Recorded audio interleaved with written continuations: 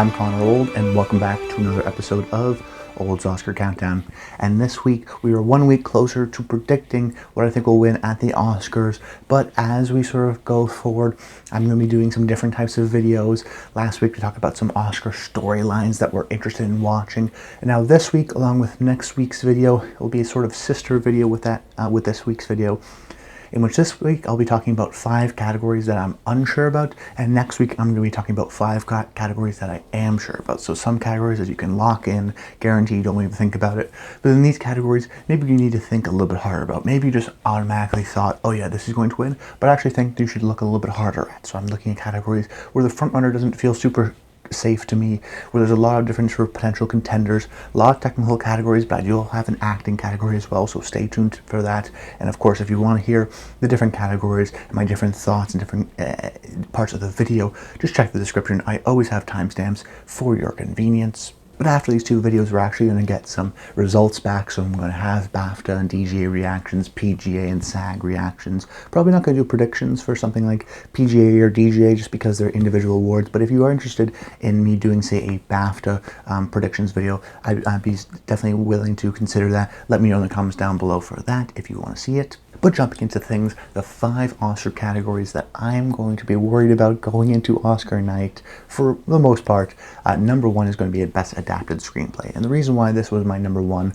was because the writing categories every year are kind of hard to predict because we don't have a lot of those precursors that we can lean back on. There's something like Critics' Choice, but as the Oscars get later and later and Critics' Choice are so early, it feels like sometimes there's a disconnect there. And then something like the guilds, which we often look for some of the technical categories, we can't really rely on for the writers categories because so many of the people nominated at WGA or even say the USC Scripters Awards aren't eligible, so the writers may not be part of the Writers Guild, so they can't get nominated, even though they do get nominated at the Oscars. So for the writing categories, there's very few sort of 5/5 overlap, and we have to sort of understand a little bit about certain categories. And we can only sort of gain a little bit of insight because WGA, really there's not going to be a competitive win there because not a lot of the nominees at the Oscars were nominated at WGA for Adapted Screenplay category. And then same thing with BAFTA.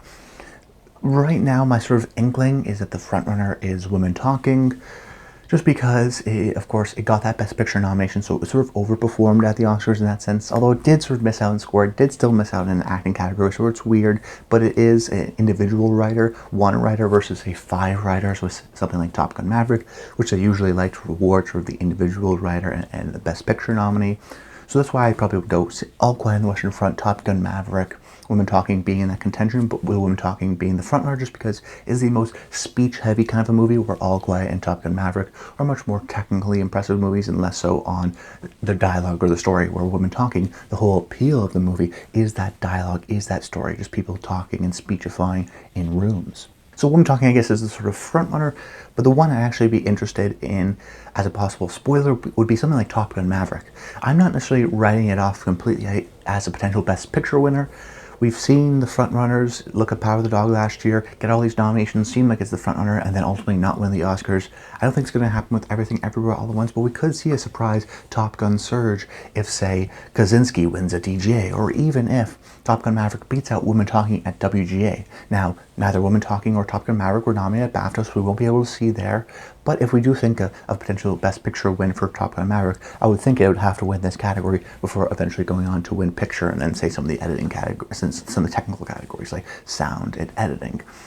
But if, say, Woman Talking wins at WGA, now it wasn't nominated at BAFTA, so it'll be interesting to see what that wins there. But frankly, for this category, we have to go with some of these more abstract ideas, like does the group, the writers traditionally like to give awards to people who have movies that have multiple screenwriting credits? Not necessarily. Most of the time, they like to give the award to somebody that is the sort of sole writer of the film, the sort of sole focus, because when we have 4 or 5 writers, for a lot of people, it's the indication that, oh, it was been rewritten, it's been sort of manipulated, there's not a singular voice. That's the way people think about it. So that's sort of an abstract idea that I think goes towards something like Women Talking, and then also because it's a Best Picture nominee, and because most of the time a Best Picture nominee gets at least 1 win in some of the categories. Top Gun Maverick, I think, is going to get a win. All Quiet on the Western Front is definitely going to get a win.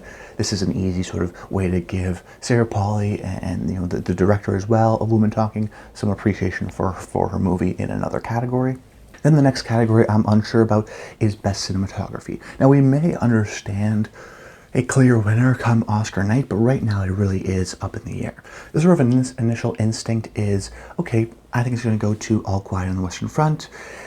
That movie should also win International Feature because it got nominated for Best Picture, but in terms of a competitive win, a technical win, this seems like the sort of obvious area to put it because very well shot movie, intense movie. Of course, it has a lot of technical appreciation, and we thought Top Gun Maverick was going to win cinematography because of the technical appreciation.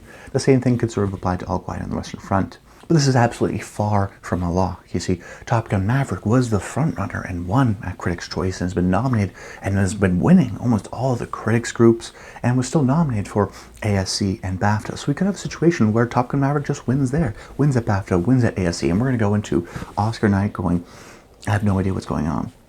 Which is why this year I think we have to look at the British Society of Cinematographers more than ever, because we have the real three frontrunners in my mind of Elvis, All Quiet on the Western Front, and Tar being nominated there. So the way I see it, maybe if it goes, there's certain possibilities. So the possibility is that Top Gun Maverick wins at American Society of Cinematographers, wins at BAFTA, and in that case, we have to go, I think, of the British Society of Cinematographers winner, because Top Gun Maverick wasn't nominated there, and we have sort of the top three contenders in my mind nominated there. But we could also, see something like Elvis win at ASC, win at BAFTA, and win at BSC, and then next thing we know, okay, Mandy Walker is the clear frontrunner. But in terms of scenarios, how I would sort of interpret it, I do think there's probably going to be a split between the categories, and I would go, I think All Quiet on the Western Front probably wins British Society of Cinematographers and BAFTA, and if that's the case, I go with All Quiet come Oscar night. But Elvis could win American Society of Cinematographers and then BAFTA, but then All Quiet wins British Society of Cinematographers. There's a lot of combinations, and then of course the big one that's sort of hurting us all is like, what if Top Gun Maverick just wins everything, and then we really have nothing to go off of aside from British Society of Cinematographers. And that being said, I think Tar could still be sort of a surprise out there. What if Florian Heifmeister wins for Tar for the British Society of Cinematographers? Are we really going to predict that there? Even though Tar hasn't gotten a lot of critics cinematography nods and really only got in at British Society of Cinematographers and at Critics' Choice, with has 6 nominees, do we really think that's going to happen? Hard to say for sure. This category has been really up in the air this year, and I do think there's going to be a split amongst the sort of big award shows. And even if one of them goes to, say, Top Gun Maverick, it's going to be really confusing for all of us. Third Oscar category that I'm unsure about is Best Actor. Now, we talked a little bit about Best Actor last week, so I won't go too in depth into it, but I will do sort of the highlights of that video. And the reason why I'm unsure about this category is because there's multiple possibilities. Of course, Brendan Fraser, when he got that standing ovation at Critics' Choice, if he wins at SAG and then ends up winning at BAFTA, then it's sort of his, rule to roost. Of course, that BAFTA coming up first, that will be the key indicator as to what is going to tell us about SAG. Because if Fraser wins at BAFTA, he's definitely going to win at SAG. But if Farrell wins at BAFTA, and then that sort of, I think, starts to complicate things. I mentioned in last week's video that if you look at the past 5 years of the Oscars and look at all 4 of the acting winners, there's an average of 0.8 out of the 4 winners that won for a movie that wasn't nominated for Best Picture. So the frontrunners of the 4 acting categories right now: Angela Bassett, Black Panther: Wakanda Forever; Brendan Fraser, The Whale; Ke Kwan for Everything Everywhere All at Once; and Cate Blanchett for Tar. Now those last 2 make sense. Their performances are nominated for Best Picture. They're probably going to win, so let's put those aside. But the other 2, Black Panther: Wakanda Forever for Angela Bassett and The Whale for Brendan Fraser, both those movies weren't nominated for Best Picture. So if you look at the past 5 years, there's an average of 0.8 of the winners. So essentially, let's say 1 out of the 4 winners every year goes to a performance from a movie that wasn't nominated for Best Picture. And when we see these upsets, Anthony Hopkins beats out Chadwick Boseman, when we see Olivia Colman beats out Glenn Close, when we see Kristen Stewart start off as the frontrunner and then barely get nominated, the frequency is always, do they like your movie? The determinant is always, is the other performance nominated for Best Picture? So I have a concern, either in supporting actress or actor, but probably actor for the most part. Will they go with Colin Farrell or Austin Butler, 2 performances in 2 movies they like more than The Whale? Let's not forget, The Whale disappointed on Oscar morning. Even though it got in for Hong Chow for Best Supporting Actress, it didn't get in for Screenplay, it didn't get in for Picture. So it underperformed in that regard. So if anything, if we were to see a surprise, it would be Colin Farrell or Austin Butler. I lean more Colin Farrell because The Banshees of Inisherin I don't think it's going to win for Screenplay, and I think it could win a competitive win here. Hard to tell right now, but essentially the sort of 3 possibilities in terms of likelihood, the way I see it, is possibility number 1, Colin Farrell wins at BAFTA, Brendan Fraser wins at SAG. And if that's the case, I may go with Colin Farrell because let's not forget, if Farrell wins at BAFTA and beats out Fraser, that's actually a big deal because the BAFTAs liked The Whale. The BAFTAs gave it Screenplay, gave it Hong Chow, gave it Fraser. They actually liked the film more than we even thought they would. So if Farrell wins there, I actually think it's an even stronger sign. But if Farrell wins there and Fraser wins at SAG, it's going to be tough. I may go with Farrell come Oscar night. Then option number 2 is, well, Fraser wins at BAFTA, then he probably wins at SAG, and then the race is done. Fraser's going to win. But possibility 3 is also that I think Austin Butler could win at SAG, and then Colin Farrell wins at BAFTA, or Brendan Fraser wins at BAFTA, and then we really have no idea what's going to happen. Could be sort of that Austin Butler surprise at the end. I don't think he's totally away. I think he'll be sort of a thorn in our side. It's easy to say it's Farrell versus Fraser, but Butler is still waiting in the wings, and he has this great performance. He is the star. He's very likable. He has the old support and the new support. It's just hard to see a young actor win at the Oscars because it's rare to happen, particularly in this lead actor category, but he has the support of a movie like Elvis behind him, so it could very well happen. Then the 4th category I'm unsure about is Best Production Design. The frontrunner right now is Babylon, and that makes sense from a sort of initial thought. In the same way you go to the Best Editing category and you go, okay, what movie has the most editing? That will probably win. Or same thing with production design, I think, in many ways. What's the sort of most lavish production, use the most real-life sets? This group really likes real, and they really like Hollywood. And Babylon has a combination of that. They have the 700 extras. They have the different locations. If you look at the past 6 winners in production design, 3 of them were stories about Hollywood. So Babylon fits that mold to a T. But they've got a lot of sort of historical underlying statistics that go against them. If you look at Best Production Design, the past 8 winners in a row were nominated for Best Picture. Babylon's not nominated for Best Picture. So that sort of hurts it. And then, of course, what was the 9th movie? 8 years in a row, the Production Design winners also nominated for Best Picture. And what was that 9th winner that won Best Production Design but didn't get nominated for Best Picture? The Great Gatsby, which was Baz Luhrmann's last film, whose the same collaborators were actually nominated this year for Elvis. So there's already an appreciation for that team there. There's also a deep connection between cinematography and production design. As a matter of fact, if you look at the past 10 years, 8 out of the last 10 Best Production Design winners were also nominated for Best Cinematography. Babylon was not nominated for cinematography. So you have this stat, really strong stat of the production design winner also being nominated for Best Picture, which Babylon doesn't have. And then you also have this strong stat of 8 out of the last 10 production design winners were also nominated for cinematography. That hurts Babylon as well because it was not nominated for cinematography. So there's a lot of sort of historical stats that actually prove against it. But that being said, it has this real element which the production designers in this group really like and people like rewarding at the Oscars. And because it has the Hollywood aspect, which people really like. But let's not forget about a movie like Elvis. I talked about how The Great Gatsby was the last movie to win for production design without a Best Picture nominee. This is the same people that did Elvis. I think there could be an appreciation for that. It's sort of showbiz adjacent, of course, music movie, has lots of different locations, did get nominated for cinematography, so that helps too. Did get nominated for Best Picture, so I actually kind of lean Elvis on this side, but what's hurting me is that, well, you know, Babylon is maybe more of the traditional winner, but it has so many of these stats going against it, so actually Elvis is the more logical movie. You could even go with a movie like Avatar. Of course, the first movie won for Best Production Design, Best Art Direction, as it was called back then. But I have some restraints over that where I think they may not want to reward it again because they rewarded the first one and it's kind of more of the same. There's not necessarily a brand new world. You know, Black Panther Wakanda Forever got nicked for that. It didn't get even nominated for production design, even though the last movie won. So maybe there's a little bit of thinking behind that too. And it also didn't get a cinematography nomination, which hurts it. But of course it got nominated for Best Picture, so it would still fall in line in that stat. Kind of a 3-horse race. I'm leaning Elvis, but I'm sort of cautious about it because Babylon just feels like the right winner. But if you look at the stats, there's a lot of damning stats that go against Babylon.